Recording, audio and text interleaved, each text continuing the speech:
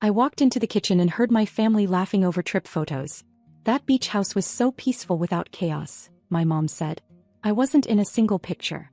But I had paid the security deposit. I said nothing. Just started canceling the cards they forgot were in my name and announced next. I had barely dropped my bags in the guest room when I heard the laughter from the kitchen. That kind of laughter that doesn't stop quickly, the kind that winds up again and again like it's been earned, like something hilarious just happened and they all deserved it. I stood in the hallway for a second and listened. They hadn't heard me come in. That already told me something. I wasn't even supposed to be here yet. I'd moved my flight up by a day because the tickets were cheaper and I figured they'd be happy to see me earlier. I hadn't told anyone, wanted it to be a surprise. But apparently the surprise was on me. The kitchen smelled like coffee and something sweet like cake, which was already strange. No one baked around here unless there was a special occasion. They were crowded around the table, all four of them, faces lit up from a screen. I stepped closer. My brother, my sister-in-law, my mom, and even Eric, who hadn't answered a single group chat in months. All sitting there like one big happy family. My mom laughed and said it like it was some joke they'd all agreed on already. That beach house was so peaceful without chaos. My brother added something about how it was the first time he'd slept past 8 a.m. on a trip in years.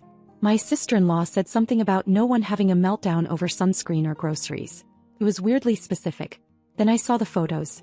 They were passing around an iPad, swiping through pictures of a beach house trip I had never been invited to. Sand, wine glasses, sunsets. My mom in a floppy sun hat. My brother on the porch holding a fishing rod. Eric in a grill.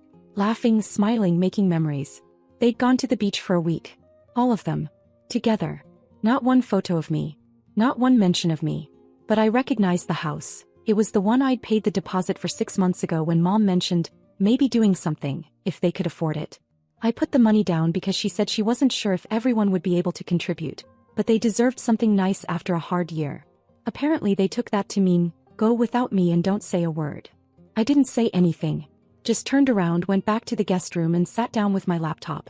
I logged into the accounts I knew they forgot I controlled. The ones I'd set up back when things were tough. The electricity bill in my name. The internet. The trash service. The insurance on their used but functioning car. And 3 credit cards. All still active, all still linked to my email. All paid off regularly by me without a thank you. I canceled the first card. Then the second. The third I left open. For now. Then I opened the banking app and flagged the recurring payments for the household bills. Canceled autopay. If they wanted peace without chaos, they could pay for it themselves now. I walked back into the kitchen like I hadn't just rearranged their lives. Poured a glass of water and leaned against the counter. They looked up like they'd just noticed me. My mom blinked. Said something like, "Oh, you're early." I said, "Yeah, I thought I'd start my visit a little sooner this year." Told them I'd be here all week. Then I added that I'd be making a few updates while I was in town. They all kind of paused, trying to figure out what that meant.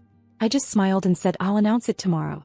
The next morning I came downstairs before anyone else, sat in the living room with a coffee and waited. I didn't offer to make breakfast. I didn't unload the dishwasher like I normally would. I didn't even say good morning when Eric walked in and did that half-head nod thing he always does like he's too cool to say hi properly. It took a while for everyone to gather. My brother wandered in next, yawning, asking if there was any more of the cinnamon cake left. My sister-in-law followed a few minutes later, in one of those matching pajama sets she posts in like she's in a catalog. My mom came down last, holding her phone and humming to herself like nothing was off. Once they all sat down, I told them I had a few updates to share. No one really reacted. They were half distracted, Eric flipping through channels, my brother on his phone, my mom already stirring her coffee. They didn't expect much from me. That had been the pattern for years. I helped, I covered, I smoothed things over, I shut up about it. But this time I cleared my throat and just said it plainly. I told them I'd canceled 2 of the credit cards they'd been using. The ones I opened years ago when things were tight, when my mom's hours got cut and Eric had a broken wrist and nobody could cover anything on time. I'd paid them off more times than I could count. They weren't even in their names. Heads turned slowly. Then I told them I was also transferring the utility bills out of my name. Water, electric, gas, internet, car insurance. Everything. All of it. I'd already submitted the paperwork. The companies would be contacting them directly within the next week. They could either take over or let things get shut off. Up to them. You would have thought I said I was selling the house out from under them. My brother sat up straight, asking what I was talking about. My mom blinked like I was speaking another language. My sister-in-law just stared. I said it again. I was done covering for a family that had no problem leaving me out of a trip I paid for. I told them I saw the photos. The ones from the beach house I'd reserved with my card. The one they all somehow had time to go enjoy while telling me they weren't sure if they'd do anything this year. My mom tried to say it wasn't intentional, that they thought I wouldn't want to come, that it was kind of last minute, that I seemed busy, that they didn't think I'd care. I reminded her that she asked me to cover the deposit, and I did, without asking for it back. And no one even sent me a single photo. Not one text. Not even a heads up.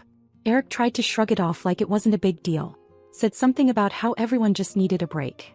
I said that was fine. But if they needed a break from me, they could take one fully. That included the money. I told them I wasn't angry. I was clear. I'd keep my distance. I was still in town for the week to wrap up a few personal errands, but I wouldn't be playing the same role anymore. No budgeting help. No calling the cable company.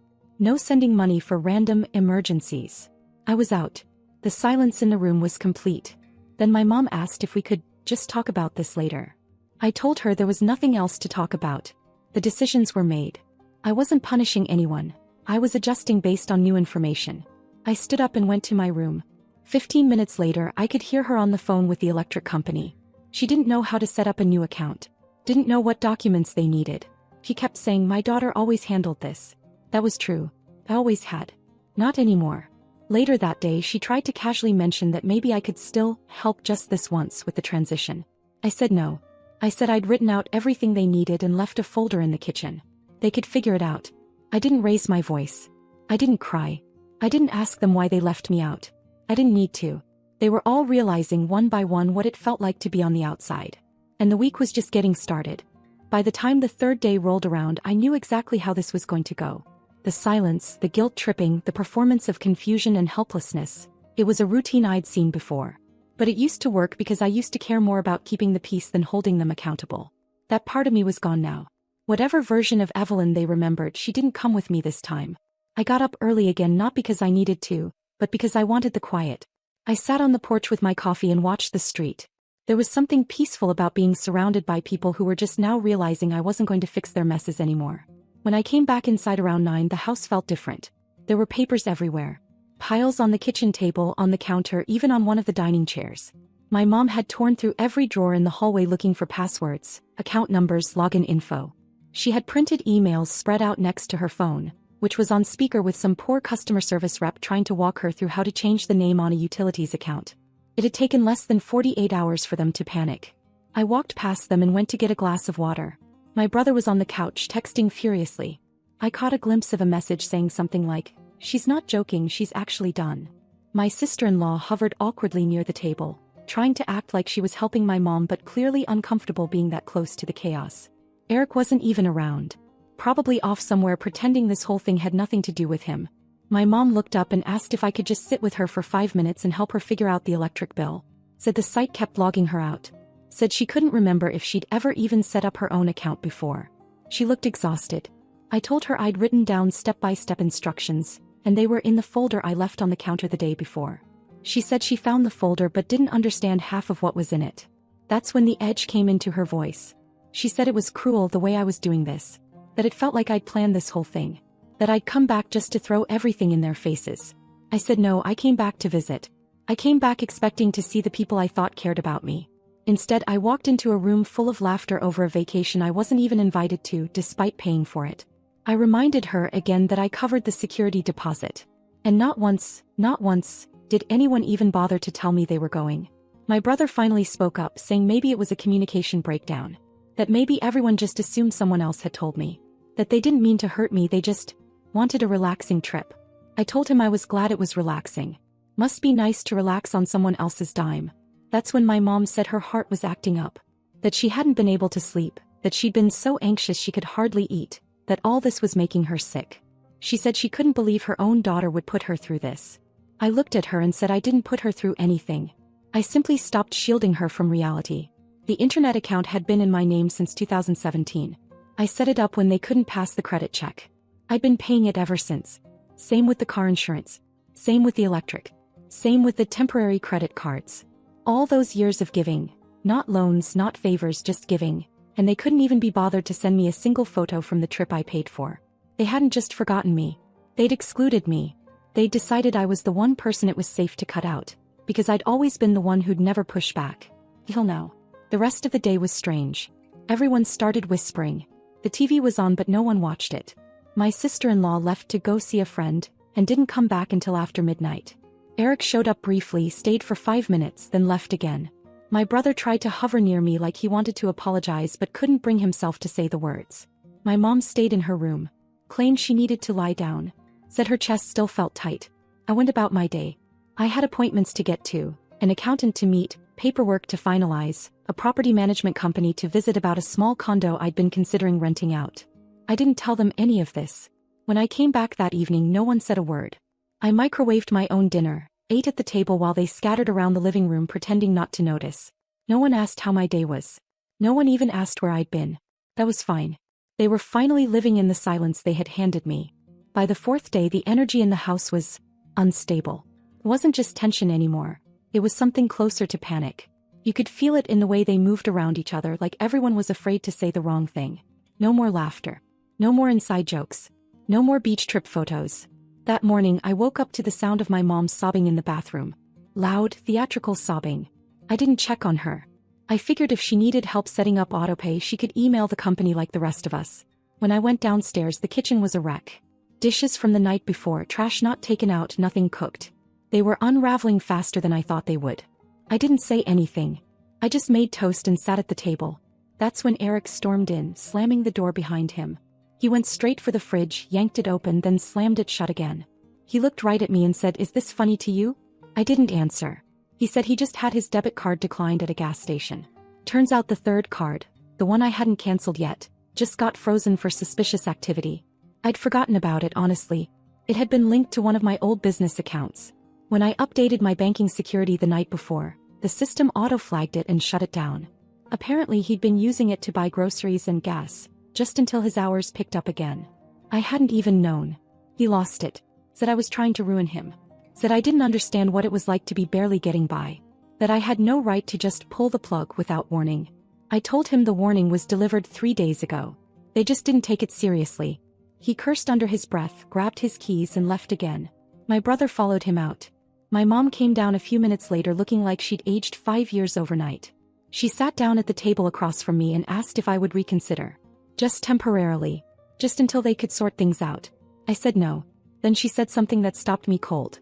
She said if I kept doing this, she'd have to call my aunt and explain everything. And she knew how fast things spread in this family. I didn't respond right away. I just looked at her. She was trying to threaten me. Subtly. The woman who had cried the day before about her chest pain and how sick she was feeling was now threatening to smear me to relatives I barely talked to. And here's where the unexpected part happened. I laughed.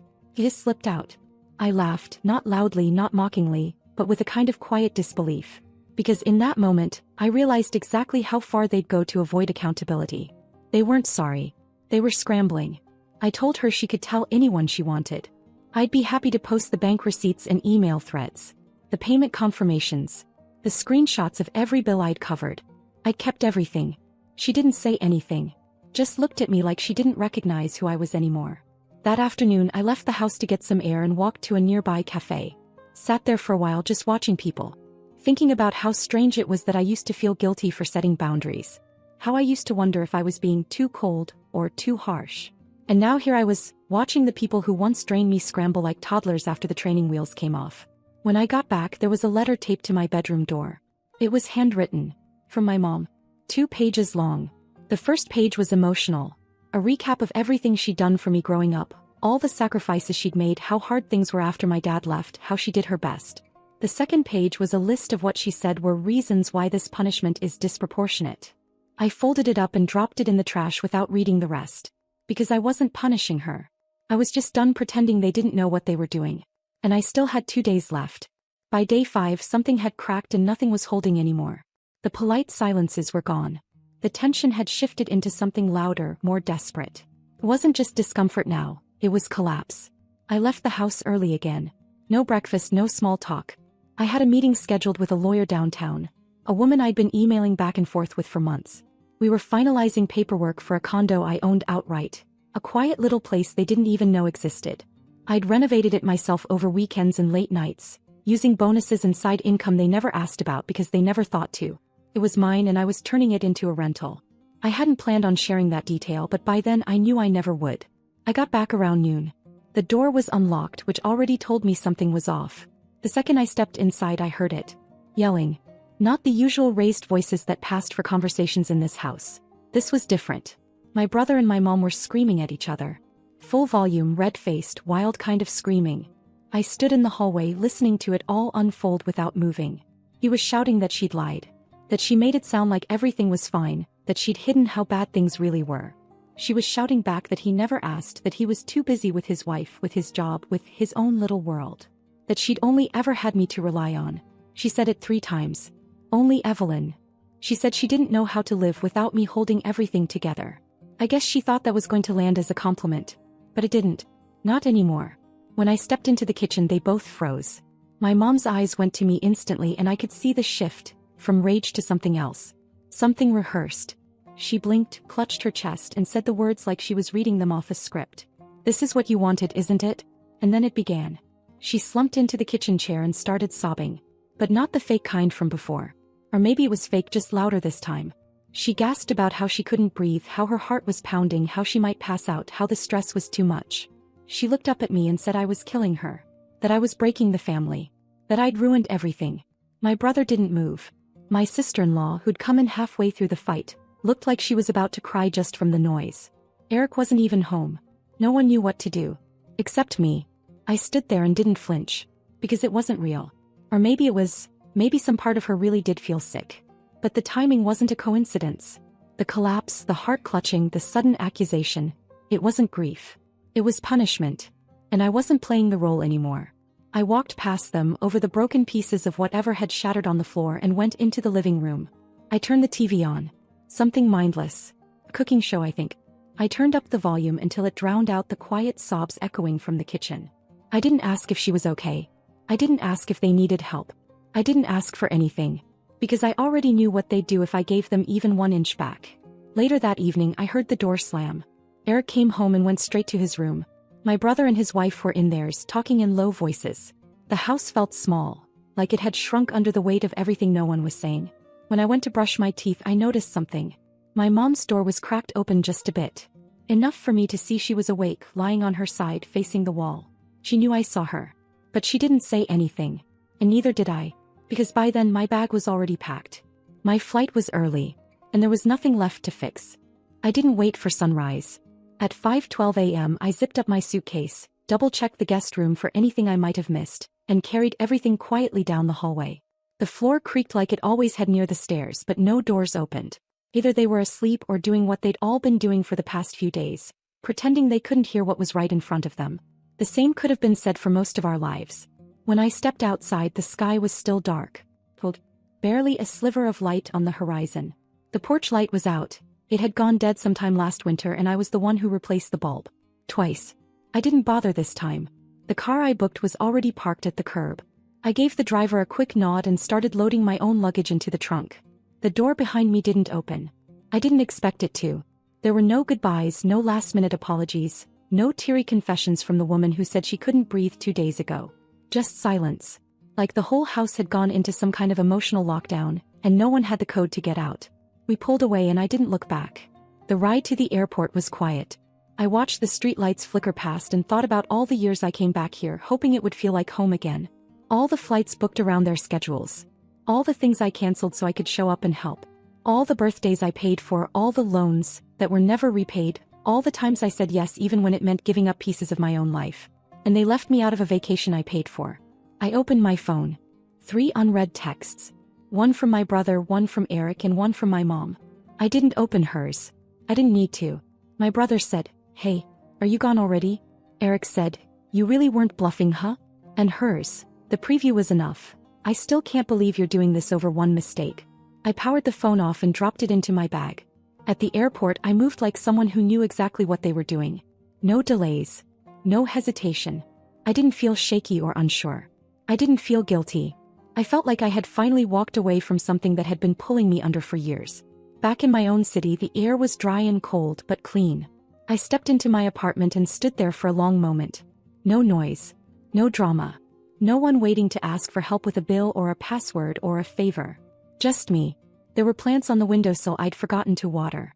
One had died completely. The other was bent sideways, stubbornly still alive. I watered it and opened the window. That afternoon my phone buzzed again. I didn't answer. I let it sit. Around 8 p.m. I got a voicemail from my mom. Her voice was tight, rehearsed. She said she hoped I was home safe. Then she said the sentence I knew was coming. I don't think we can move past this if you're not willing to come home for Christmas. That was always the final card. Christmas.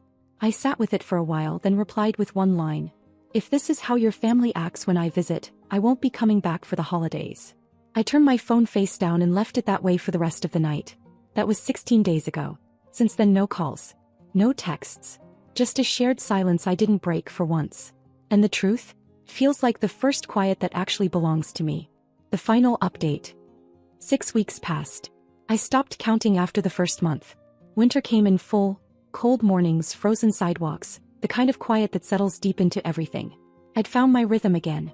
I was working more, sleeping better, saying no without rehearsing it in my head. My apartment felt like mine again. My life did too. Christmas came and went without a single call. I made dinner for one, bought a gift for myself, and lit a candle just because I felt like it. No guilt. No explaining to anyone why I wasn't home. Because I was home, and for once I didn't feel the need to prove it to anyone. I really thought that was the end. That silence would be the last word. Then the letter showed up.